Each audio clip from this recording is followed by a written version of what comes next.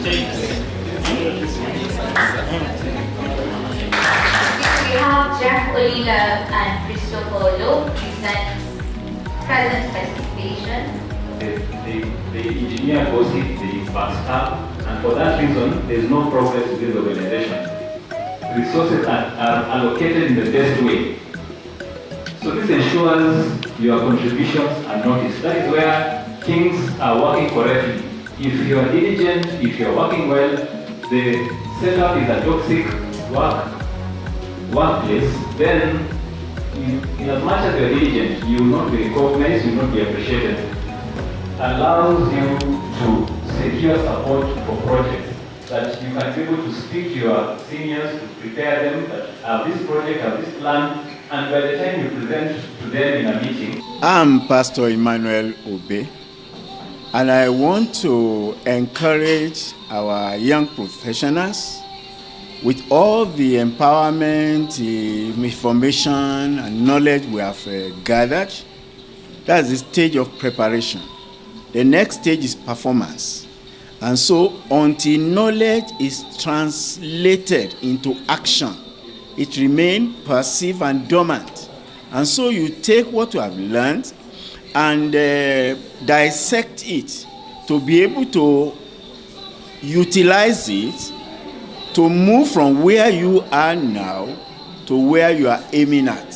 With what we have learned, especially on the financial aspect, wealth creation. It doesn't matter how little you have now.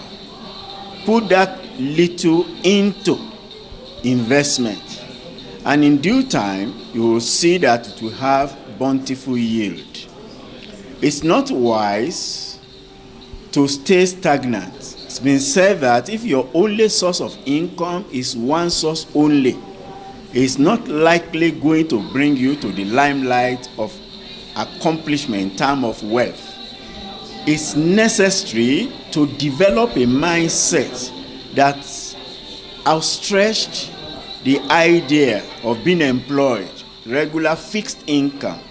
You must think through on what you can put into investment, which definitely will generate and compound and become something substantial and tangible.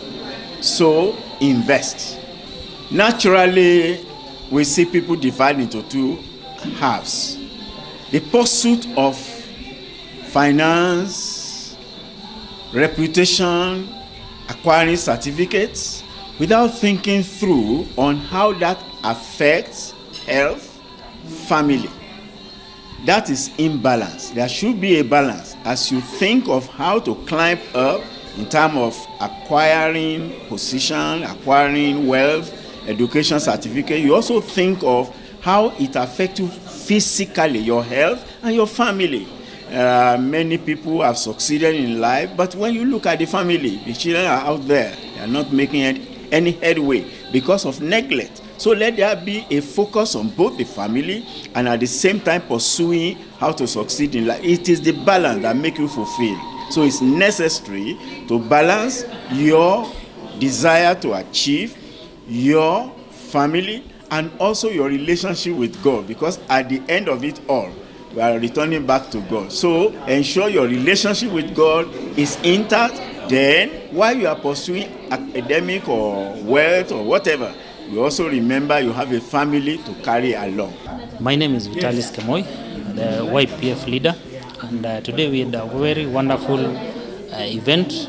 So this event is a culmination of our monthly online sessions where we have sessions that empowers the young people, different topics coming from finance, investment, social life, all aspects. And at the end of the year, we come together as professionals, and in our meeting, we come to share mind.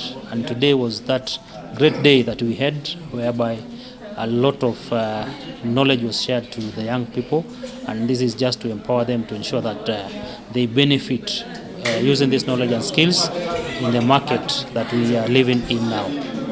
When you talk about the internet, actually Kenya, we have good penetration of the internet, and everything good, there is a bad side. So the internet has the positive side, and we've seen through the empowerment of access to the internet, most of the youths now they're able to work online, remotely, and they're earning well. But now we have a scenario whereby youth are misusing this opportunity. This is through the social platforms. They are abusing others. They are threatening, or they are misusing information that is online, which is not right. So, youths, this is an encouragement that you have to be. You have to use the social media in a right way. And you look even at the government has come up with the laws to govern the behaviors on the social platform. So it's very important to use well these platforms. Even now, the organizations, when they are doing hiring of employees, they are taking advantage of information that is online. So it's very paramount to be able to make sure whatever is on the social media is it's something that you can open up to someone, you can share. But if you are misusing it, this will come and haunt you in your future engagement for career. So proper social use of social media is very important to all the youths. Cybercrime is as a result of people having their resources on the internet, and then someone taking advantage and gaining access illegally. And we find that there's those who have sharpened their skill to hack the systems. And true, in the cyberspace, we find that there is a lot of increase in terms of attack across. That is on the personal level, at the corporate, and different levels. Like we see in the financial sector, they've become a real target because of the financial obligation that they have. We find someone access their system and is able to send money illegally to different people or take money from that platform. So this is something that is of concern, and one way to be able to be safe is to ensure that you comply with the basic rules of computing, whereby safe access, you make sure you access internet through a safe internet provider, not just any internet that is open, because that becomes one of the loopholes to access your data. Two is proper management of password and user policy. So ensure that you don't save your data on the browser. You just keep it. And then two, for most organizations, they're encouraged to have what we call the multi-factor authentication, whereby if you log in with your password, there is another prompt, maybe through a message or an email, that sends you a code to log in to ensure that you are the right person. As a government, we are encouraging them to take a big role, invest heavily in terms of monitoring. In the event that fraud happens, cybercrime, they should be able to have a good trail, and this trail to lead to the arrest of that person. If this is able to take place at the government level, then it will be able to deter most of the hackers or those who are taking advantage of the cyberspace and hacking information and hacking systems. So legal measures should be tightened in this area, and the surveillance and equipment should be of high quality. My name is Mary Obe, and I'm a health coach. Very happy to have been in this meeting to enlighten young professionals about their health. Health actually is a journey, and when you start the journey, you want to arrive safely. So from your youthful age to old age, you are actually on a journey of health. If you don't start to take care of your health at a younger age, at old age now you'll be dealing with conditions and various incurable diseases, which the wealth which you have gathered as youth, you now spend it on those sicknesses, which is not supposed to be. Your old age is supposed to be a time of comfort and a time of enjoying the wealth you have acquired. So my advice for young professionals is that from now you begin to take care of the issues concerning your health. And basically, one of the most important ways of taking care of your health is to ensure that your system is free from toxins and the issues that will breed those sicknesses in the future. So start early and then enjoy your later years and your wealth. How to balance getting health and good wealth is, as a young professional, when you are pursuing getting the wealth, you exert your energy, you take postures, and sometimes you expose yourself to conditions which are unhealthy. You take food which is even unhealthy. So to balance, you ensure that from now you are paying attention to what you do to your system. And the only way you can guarantee that is through regular detoxification and then paying attention to your diet. With that one, you can be free from the conditions now, and then you can work and then have that wealth. So for those who are at home, my advice to them is that you don't just sit put. We advise you to look for a source of income. And then as you look for that source of income, while you are doing that, ensure that part of that income that you receive is also invested in your health, because your health is a very important aspect of investment for your life. My name is Dr. Samuel Falade.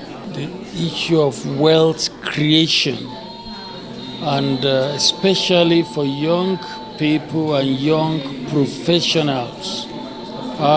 We are in the festive season, and one of the problems most of the young professionals face is to see what during this Yuletide, usually a time all that they have or all that they've been able to accumulate, they blow it off, just spend everything and finish it.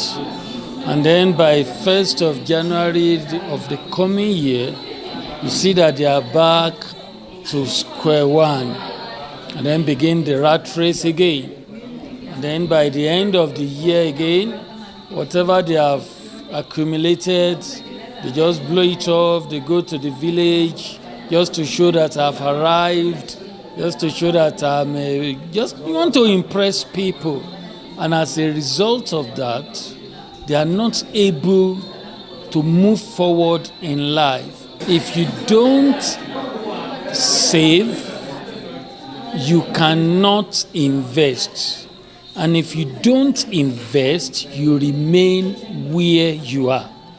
What that means is that every opportunity you have, you use it to save. In fact, what I encourage people to do, which is what I also do, is that when you are paid, if you are a worker, you are working in a company, when you are paid, you remove what belongs to God, because the government will take its own. Government takes its own tasks. You also remove what belongs to God. And then the remaining, you put it in savings. And then they ask me, what do you mean? Yes, the remaining you save. Then you now take a certain percentage, if it is 30% or 40%, but not more than 50%. You take it and set it aside. This is going to be for the upkeep for the month. That is the principle we call paying yourself first. That means that you have already paid yourself. Then you are saying, okay, 40% that remains, or 50% at most, you now use it to pay your bills. My name is Precious Wanjirunjuki. Today's event was all about the youth, empowering the youth, teaching them about life, the principles of life, about money and marriage in general. I'll say one thing that has stood out for me. Usually as the youth, we love multiplication. Tunataka kupata more instead of working for it. But today I've learned division comes before multiplication, the way Bodmas works. Yeah? So there has to be division first before whatever you have multiplies. So I think that is something that the youth can apply in their lives to make sure that they proceed in life. It's not only about multiplying, but make sure that what you have, you're able to divide first before you multiply it.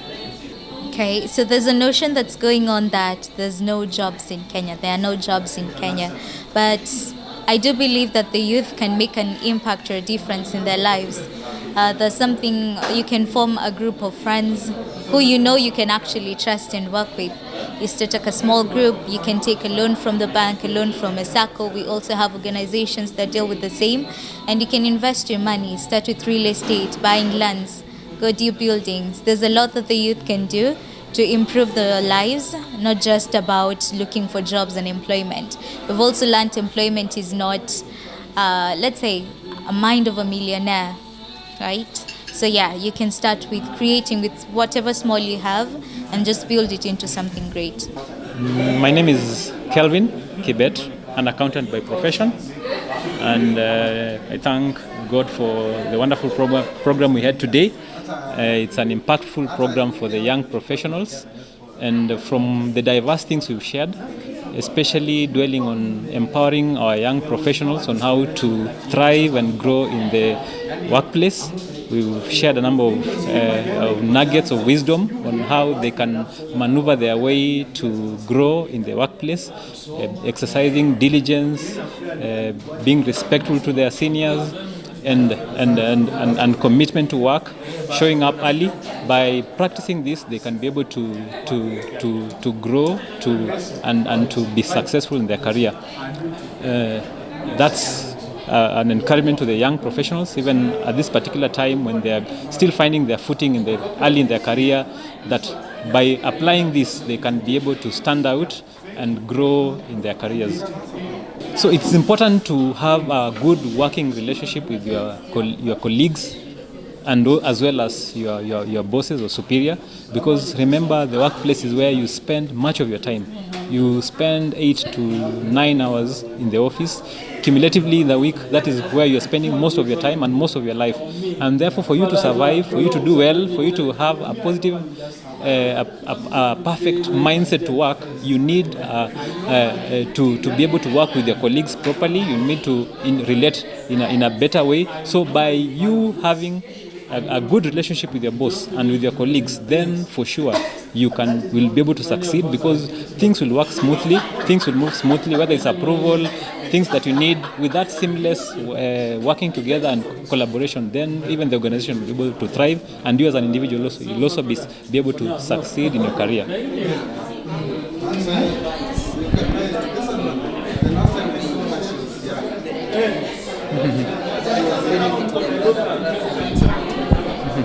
So company is important. The company you keep, the friends you keep, will define your level of growth. If you keep the wrong company, if you have bad friends who will not influence you or challenge you to work hard, to be diligent, to grow, then you can easily be misinformed, misdirected, and as they say, birds of the same feathers flock together. Then if you have the company with the right people who are anxious, hungry for growth, then they'll challenge you to work hard, to build yourself, to improve your skills, and by that you can be able to grow. So the company you keep is very important, because that will define the height that you'll go in terms of your career progress. My name is Dr. Hilary Kokoti, a research consultant from Brainsbrand Consultancy. I'm the managing director and the co-founder. I would like to say that actually young people should come out and embrace artificial intelligence. In fact, both young and old. And the young should also help the old in terms of actually embracing artificial intelligence.